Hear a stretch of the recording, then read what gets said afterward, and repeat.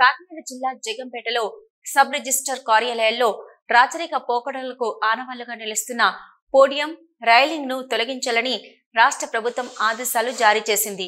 దీనిలో భాగంగా ప్రభుత్వ కార్యాలయాలకు 2 రోజులు సెలవు దినం రావడంతో ఎక్కడికక్కడ సబ్ రిజిస్టర్ కార్యాలయాల్లో పోడియం తొలగించే పనులు చేపట్టారు.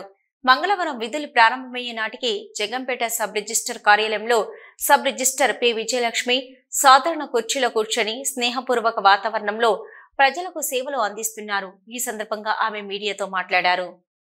ప్రజలకు మరింత దగ్గరగా రిజిస్ట్రేషన్ సౌకర్యాలు ఉండాలనే ఉద్దేశంతో ఈ పోడియంలో రిమూవ్ చేసి అందరికీ సమానంగా ఉండేలాగా సేవలు మొత్తం కార్పెట్ కానీ అదంతా కూడా తీసేమన్నారు.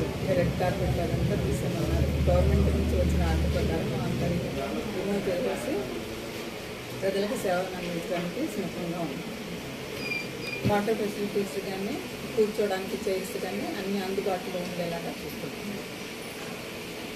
అలాగా ఇంతమందిలాగా కాకుండా స్నేహపూర్వక వాతావరణంలో ఉండి వాళ్ళకి ఏమేమి సేవలు కావాలో అవి వాళ్ళు ప్రజలు ఏదైనా డౌట్ ఉండి వచ్చి అడిగినా వాళ్ళకి అందుబాటులో ఉండేలాగా సేవలు అందించడానికి